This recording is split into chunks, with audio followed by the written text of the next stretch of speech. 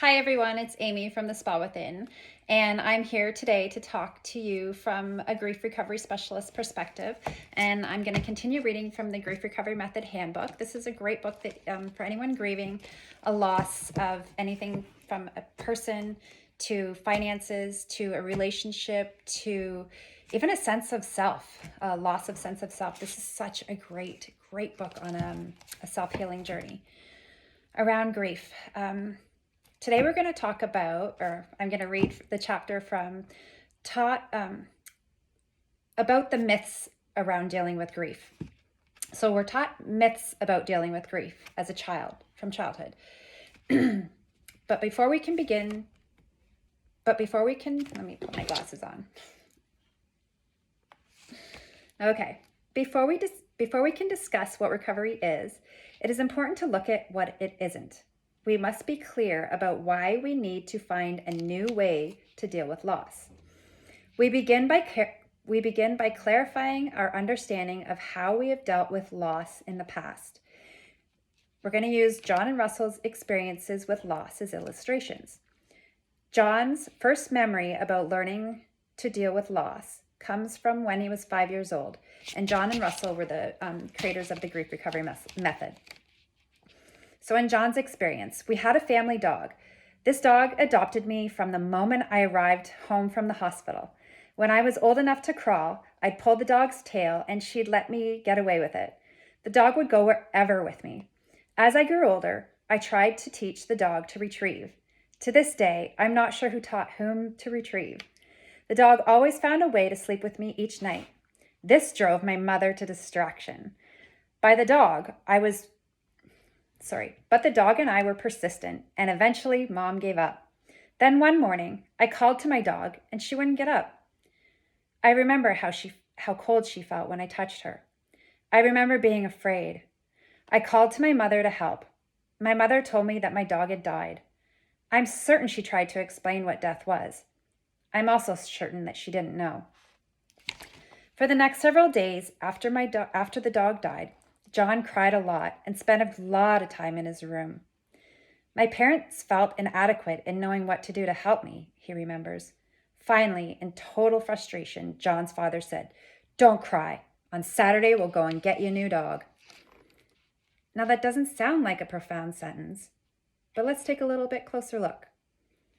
We learn by many different methods.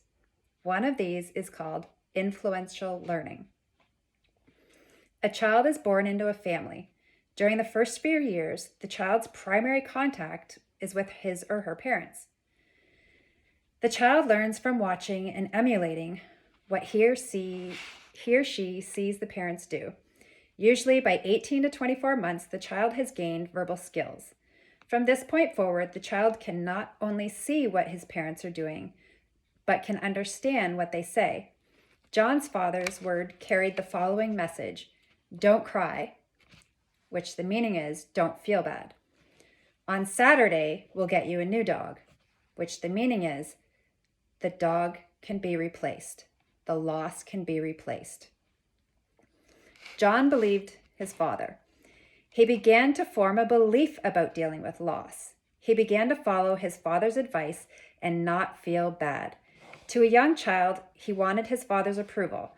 This was powerful communication from the most important authority figure in his life. As John explains, "I thought that if it is the way my father deals with death, then this is the way I'm supposed to deal with it." Sure enough, on Saturday, John's dad took him to the kennel and they got a new dog. Okay, this was a big one for me. This was the beginning in my grief recovery journey for me. Reading that was the start of me realizing that some of my own beliefs were my parents' beliefs and not necessarily my beliefs. So take a look at your beliefs.